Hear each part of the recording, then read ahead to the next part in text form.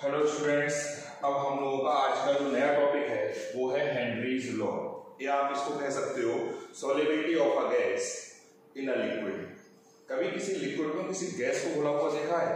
आप एग्जांपल देखोगे cold drink के अंदर CO2 गैस डिजॉल्व होती है। हम पीते हैं तो CO2 गैस ही होती है, इसको हम पी रहे होते हैं कोल्ड ड्रिंक में। कैसे डिजॉल्व करी जाती है? ये मान लो एक कंटेनर है, इसमें ये लिक्विड है और ये जो मैंने ग्रीन सर्किल बनाए हैं गैस के मॉलिक्यूल्स। जैसे ही हम इस पिस्टन से, ये पिस्टन है, पिस्टन से प्रेशर बढ़ाएंगे, यानी इस लिक्विड सरफेस के ऊपर, ये ब्लैक वाला लिक्विड है, इस लिक्विड सरफेस के ऊपर जब गैस का प्रेशर बढ़ेगा तो गैस इस सॉल्यूशन में ज्यादा घुलेगी। गैस इस सॉल्यूशन में ज्यादा घुलेगी, गैस के मोल ज्यादा घुलेंगे, तो आप कह सकते हो कि गैस का मोल फ्रैक्शन भी ज्यादा होगा। X गैस का मतलब है मोल फ्रैक्शन ऑफ गैस। गैस के मोल्स डबल हो गए तो गैस का मोल फ्रैक्शन भी डबल हो जाएगा। जैसे गैस 10% घुली तो गैस का मोल फ्रैक्शन होगा 0.1। गैस के मोल अगर 20% घुल गए तो गैस का मोल फ्रैक्शन हो जाएगा 0.2। हेनरी ने ये बताया था कि किसी भी गैस की solubility at a given temperature, किसी भी गिवन टेम्परेचर पर किसी भी गैस की सॉल्युबिलिटी किसी भी लिक्विड में इस बात पे डिपेंड करती है कि उस लिक्विड के सरफेस के ऊपर गैस का प्रेशर कितना है। प्रेशर ज्यादा होगा तो गैस की सॉल्युबिलिटी ज्यादा होगी, प्रेशर कम होगा तो गैस की सॉल्युबिलिटी कम होगी। और उन्होंने एक रूल दिया था कि the pressure of gas over the liquid surface, जिसको हमने रिप्रेजेंट करा है P गैस से, ये डायरेक्टली प्रोपोर्शनल हो जाएगा मोल fraction of gas with in the liquid. यानी इस सॉल्यूशन में गैस का जो मोल फ्रैक्शन है वो, ध्यान रखना, मोल फ्रैक्शन गैस का है लिक्विड के अंदर, ये मोल फ्रैक्शन इस बात पे डिपेंड करेगा, प्रोपोर्शनल होगा कि इस लिक्विड के सरफेस के ऊपर गैस का प्रेशर कितना है। प्रेशर ज्यादा होगा तो गैस का मोल फ्रैक्शन भी इसमें ज्यादा होगा। मोल फ्रैक्शन का मतलब सॉल्युबिलिटी। प्रोपोर्शनैलिटी का साइन हटाओगे आप, तब एक कांस्टेंट लगाओगे। This constant is known as Henry's constant. Clear? यही है Henry's law. The pressure of a gas over the liquid surface is directly proportional to the mole fraction of gas। Henrys ने अपने statement में pressure of gas को relate किया था mole fraction से। हमने इसको क्या करा, हेनरीज ने वो स्टेटमेंट नहीं दिया था। अगर गैस के मोल यहाँ पे डबल हो गए, इसका मतलब गैस का मोल फ्रैक्शन डबल हो गया। फिर पहले 10% मोल घुले तो आपने कहा मोल फ्रैक्शन 0.1 है, 20% मोल घुले तो आपने कहा मोल फ्रैक्शन कितना है 0.2। अगर यहाँ पर x ग्राम, x नहीं मानो, a ग्राम गैस है तो यहाँ पे गैस का मास डबल हो जाएगा, 2a ग्राम हो जाएगा। आप ये भी तो कह सकते हो कि सॉल्युबिलिटी बढ़ी तो गैस का मास बढ़ा, डिसॉल्व्ड मास गैस का बढ़ा। इसी को हमने दूसरे तरह से रिवाइज करा और हमने कहा the pressure of a gas over the liquid surface is directly proportional to the mass of gas dissolved in the liquid।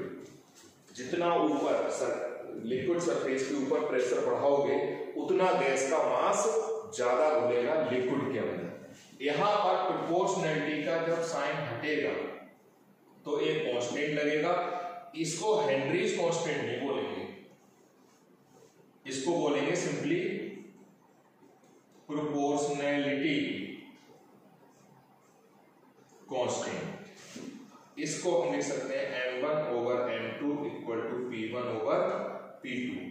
m1 mass घुला जब प्रेशर कितना था p1, m2 मास घुला जब प्रेशर कितना था p2। प्रोपोर्शनैलिटी कांस्टेंट कैंसिल हो गया। ये हो गया हेनरीज लॉ। इस हेनरीज लॉ पे मैं न्यूमेरिकल आज तो कम करवा रहा हूँ, बाकी मैं कराऊंगा आपको।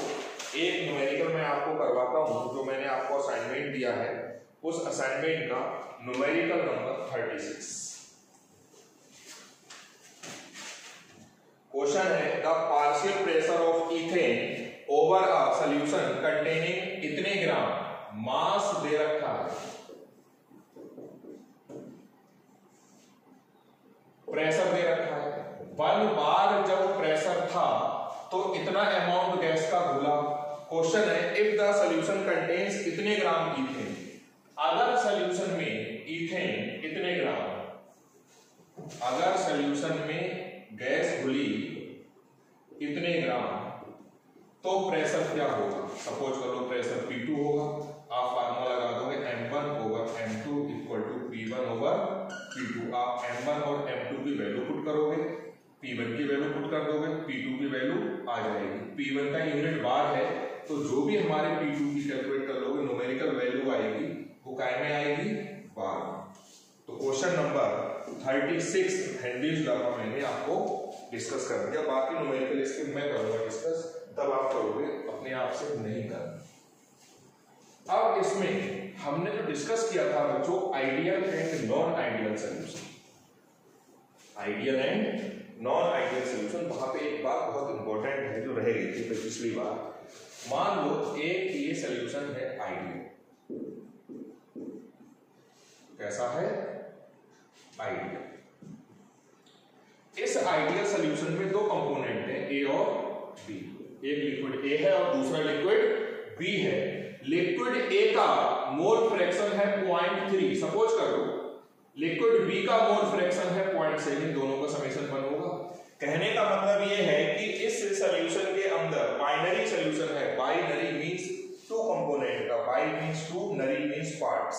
3 कंपोनेंट होंगे तो ट्राइनरी, ढेर सारे होंगे तो पॉलीनरी। यहां पर आप देखोगे ए के मोल है 30% और बी के हैं 70%। अब आप इसको हीट करो। जब आप इसको हीट करोगे इसके वेपर्स बनेंगे। ये वेपर्स इकट्ठे हो गए, इसमें कुछ वेपर्स ए के होंगे और कुछ वेपर्स बी के होंगे। यहां पर जो ए का मोल फ्रैक्शन है और जो बी का है वो लिक्विड फेज से डिफर होगा। यहां पर जो मोल फ्रैक्शन है वेपर फेज में वो मोल फ्रैक्शन नहीं होगा। डिपेंड करेगा कि उसका नेचर कैसा है। कहने का मतलब ये है आइडियल सॉल्यूशंस के इन 2 कंपोनेंट्स ए और बी को आप सेपरेट कर सकते हो with the help of fractional distillation method या डिस्टिलेशन मेथड। 11th में आपने पढ़ा होगा, ना पढ़ा हो तो एक बार रिवाइज कर लेना। दोनों सेम होते हैं, फ्रैक्शनल डिस्टिलेशन एक मॉडिफाइड होता है टेक्निक। कहने का मतलब ये है कि आइडियल सॉल्यूशंस के कंपोनेंट्स को आप सेपरेट कर सकते हो with the help of distillation या fractional distillation method. Liquid phase का कंपोजिशन अलग होगा और वेपर फेज का कंपोजिशन अलग होगा। जो लिक्विड ज्यादा वोलेटाइल है उसके वेपर्स ज्यादा बन जाएंगे। इन वेपर्स को ठंडा कर लोगे तो लिक्विड बन जाएगा। उस लिक्विड का कंपोजिशन और इस ओरिजिनल लिक्विड का कंपोजिशन डिफरेंट होगा। और इन वेपर फेज में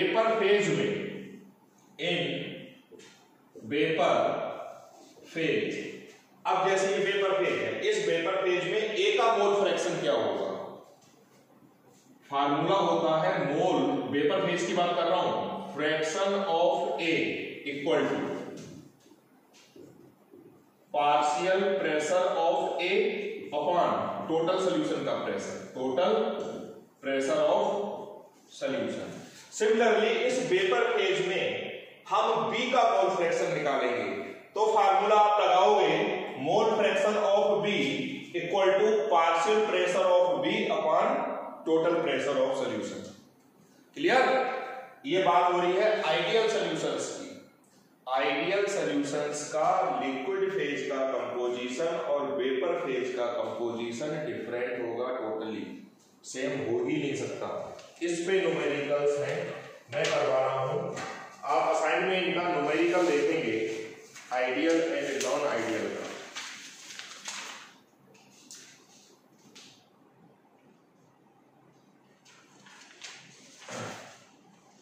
क्वेश्चन नंबर 9, क्वेश्चन नंबर 9 में क्या है? 2 लिक्विड है हमारे पास X and Y। Ideal solution है, ये क्वेश्चन में गिवन है। Vapour pressure it means pure form, और प्योर फॉर्म के ऊपर हम नोट लगा देते हैं। x का प्योर फॉर्म में वेपर प्रेशर है 200 मिलीमीटर, यूनिट से कोई फर्क नहीं पड़ता है, और y का है 100 millimetre. Mole fraction of component x आपसे पूछा है in vapour phase in equilibrium with an equimolar solution. इन दोनों का जो सॉल्यूशन है लिक्विड फॉर्म में वो इक्विमोलर है। इट मींस जितने मोल्स लिक्विड में x के हैं उतने ही मोल y के हैं। इसका मतलब ये हुआ कि इसका मोल फ्रैक्शन हो गया 0.5 और इसका मोल फ्रैक्शन हो गया 0.5। इक्विमोलर मींस इक्वल मोल, इक्वल मोल मींस 50-50%। तो मोल fraction of component x is 5 and mole fraction of y is also 0.5। अब हम आइडियल सॉल्यूशन है तो फार्मूला लगाएंगे राउल्स लॉ। ये हुआ 200 into 0.5, ये हो गया 100 into 0.5। हमने इसको सॉल्व कर लिया बच्चों, तो ये आ गया 150 मिलीमीटर। ये आ गया सॉल्यूशन का पेपर। अब वेपर फेज में पूछा है calculate the mole fraction of component x in vapour phase. Mole fraction of a, mole fraction of x equal to partial pressure of x upon total यानी solution का pressure. x का partial pressure ये है, ये कितना आया 100, और total pressure कितना आया ये हो गया 2/3, इट मींस 0.666। सिमिलरली अगर y का पूछा गया होता, यहां पूछा नहीं गया है, तो हम फार्मूला लगाते mole fraction of y equal to partial pressure of y upon total pressure. तो y का पार्शियल प्रेशर ये है। क्लियर हो गया? ये क्वेश्चन नंबर था हमारा 9th क्वेश्चन। क्लियर? ठीक। और बाकी क्वेश्चन भी शायद बच्चों ने पूछे थे।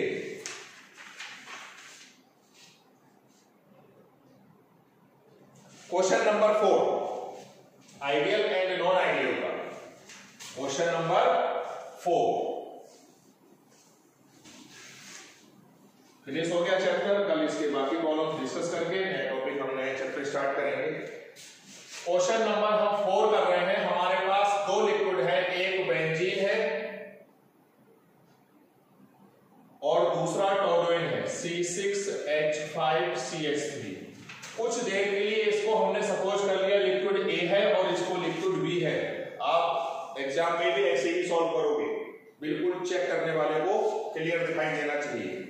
दे रखा है प्योर बेंजीन का वेपर प्रेशर, इट मींस ए का 0.256 बार, टोलुइन का इसको हमने बी मान लिया है 0.0925 बार।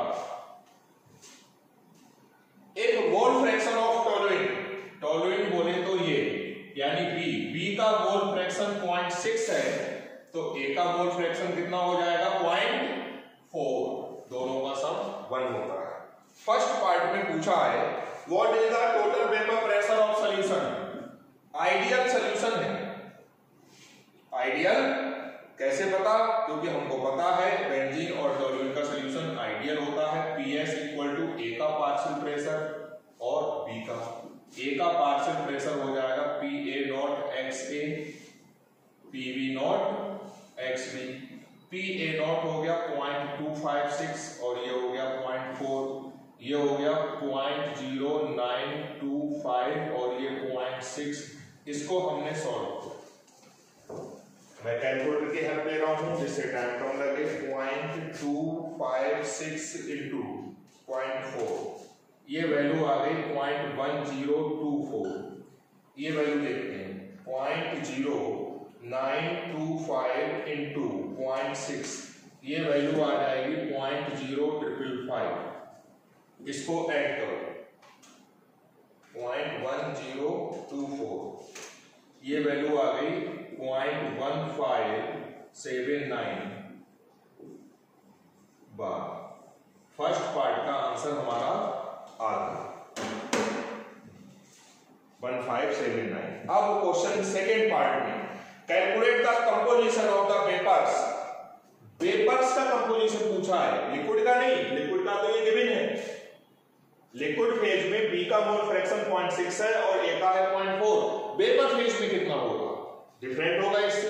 क्या होगा, आप फार्मूला लगा दो n vapour phase mole fraction A का अगर निकालना है तो पार्शियल प्रेशर ऑफ ए, अब मैं सिंबॉलिक फॉर्म में लिख रहा हूं, अपॉन टोटल प्रेशर। ए का पार्शियल प्रेशर कितना है, ए है 0.1024 और टोटल पार्शियल प्रेशर कितना है 0.1579। ये वैल्यू आ गई। अब आप इसको सॉल्व कर सकते हो, मैं कैलकुलेटर की हेल्प ले रहा हूं। 1024 डिवाइडेड बाई 0.1579, ये वैल्यू आई 0.648। आंसर चेक करके देखें, ठीक है। सिमिलरली मैं निकाल ले रहा हूं, in vapour phase mole fraction of B निकालोगे आप तो बी का पार्शियल प्रेशर कितना है 0.0555 अपॉन यही टोटल प्रेशर, बी का भी आ जाएगा। तो हमारा क्वेश्चन नंबर 4 भी हो गया। एक क्वेश्चन मैं और करवाता हूं, क्वेश्चन नंबर 7 इसी टॉपिक में। क्वेश्चन नंबर 7 क्लियर हो गया। सपोर्ट करो बच्चों, कंडीशंस और भी खराब होने वाली हैं, हमको ऑनलाइन का ही सहारा है। पहले तो मैं सोच रहा था कि खाली फिजिकल करवानी पड़ेगी, लेकिन अब हमको लग रहा है कि हमको फिजिकल के बाद ऑर्गेनिक या इनऑर्गेनिक भी स्टार्ट करनी पड़ जाएगी। जो भी होगा देखा जाएगा, हम लोग पढ़ रहे हैं और मैं आपको बिल्कुल वही फीलिंग देने की कोशिश कर रहा हूं जैसे मैं क्लास में देता हूं। भले ही उसमें मिनट्स बढ़ रहे हैं, मेरी समस्याएं बढ़ रही हैं, आप कंफर्टेबल रहो, लेकिन रिस्पॉन्स आपको देना है, क्योंकि जब हम नेक्स्ट चैप्टर स्टार्ट कर लेंगे तो हम इस चैप्टर पर फिर कोई डिस्कशन ग्रुप में नहीं कर पाएंगे। पर्सनली आप पूछ सकते हो। फिर भी हमारे पास इस क्वेश्चन में दो लिक्विड हैं, एक तो है मीथेनॉल और दूसरा है इथेनॉल। इसको ए मान लो, इसको बी मान लो। पार्शियल प्रेशर पूछा है और मिथाइल अल्कोहल का प्योर फॉर्म में वेपर प्रेशर दे रखा है 60 मिलीमीटर और इथाइल अल्कोहल का दे रखा है प्योर फॉर्म में 17, नहीं सॉरी ये तो आंसर है बच्चों, ये 90 मिलीमीटर और ये दे रखा है 51। मास दे रखा है इसका तो ए का मतलब मिथाइल अल्कोहल। मिथाइल अल्कोहल के मोल निकालोगे तो वेट इन ग्राम अपान मॉलिक्यूलर मास। बी के मोल्स निकालोगे तो बी का वेट 23 और इथाइल अल्कोहल का मोलर मास 46 होता है, यानी 0.5। अब अगर ए का मोल फ्रैक्शन निकालेंगे हम, मोल फ्रैक्शन निकालने का फार्मूला क्या होता है, जिसका मोल फ्रैक्शन निकालने हैं उसके mole upon total mole. Total mole कितने हो गए 1 तो ये आ गया 2/3। सिमिलरली बी का मोल फ्रैक्शन निकालेंगे तो बी के मोल अपॉन टोटल मोल आ गया 1/3। अब formula total pressure PA0 XA PB0 XB, ये है 90 और ये हो गया 2/3, ये है 51 1/3। सॉल्व किया 32 या 60 प्लस 17, ये हो गया 77। पार्शियल प्रेशर मिथाइल अल्कोहल का हो गया 60 मिलीमीटर, इथाइल अल्कोहल का हो गया 17 और टोटल हो गया 77। क्लियर। क्वेश्चन नंबर 7 ये हो गया हमारा आइडियल सॉल्यूशन के बारे में। अब वहां पर कुछ बच्चों ने मुझसे पूछा भी था, मैंने बताया भी नहीं है, बताना भी चाहिए।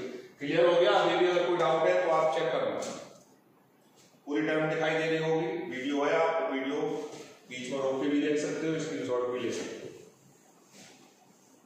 क्लियर। जो नॉन आइडियल सॉल्यूशंस होते हैं, नॉन आइडियल सॉल्यूशंस को हम बोलते हैं एजियोट्रोपिक मिक्सचर। क्या बोलेंगे, एजियोट्रोपिक मिक्सचर। क्यों बोलेंगे, मान लो एक ये नॉन आइडियल सॉल्यूशन है,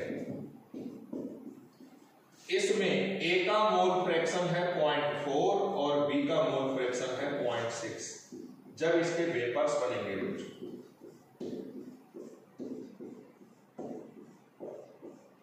ये वेपर्स बनेंगे, इन वेपर्स में ए का मोल फ्रैक्शन होगा 0.4 बिल्कुल सेम और बी का कितना होगा 0.6।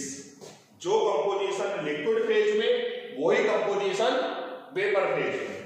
इनको वेपर्स को अगर आप ठंडा कर दो, इन वेपर्स को आप ठंडा कर दो, मान लो इस टाइप से हम एक बनाने की कोशिश कर रहे हैं, यहां पे हमने कंडेंसर लगाया, इधर से ठंडा पानी भेजा तो वो उन वेपर्स को ठंडा कर देगा, उन वेपर्स को ठंडा कर देगा और वेपर्स आ जाएंगे लिक्विड फेज में। यहां पे ये लिक्विड आना शुरू हो गया, ये जो लिक्विड आया तो इसका कंपोजिशन वही तो होगा, जो लिक्विड फेज का कंपोजिशन वही वेपर फेज का। यानी आप कितनी भी बार डिस्टिलेशन या फ्रैक्शनल डिस्टिलेशन करने लगोगे, कभी भी ये दो कंपोनेंट है ए और बी कभी भी सेपरेट नहीं होंगे।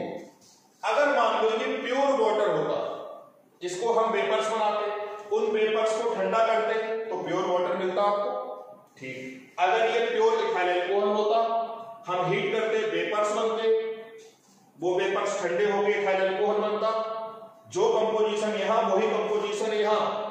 कहने का मतलब ये है कि नॉन आइडियल सॉल्यूशंस ऐसे बॉयल होता है जैसे कि प्योर लिक्विड, क्योंकि प्योर लिक्विड को आप बॉयल करोगे, उन वेपर्स को ठंडा करोगे तो फिर से वही चीज मिल जाएगी आपको प्योर लिक्विड। यहां पर भी तो वही चीज मिल रही है, जो कंपोजिशन ए का और बी का वो यहां पर ए का और बी का सेम मिल रही है। तो आइसोट्रोपिक मिक्सचर वो होते हैं जो कांस्टेंट बॉइलिंग लिक्विड भी बोले जाते हैं। आइसोट्रोपिक मिक्सचर कहें या कांस्टेंट बॉइलिंग लिक्विड कहें, एक ही बात है। तो non ideal solutions are called isotropic mixtures.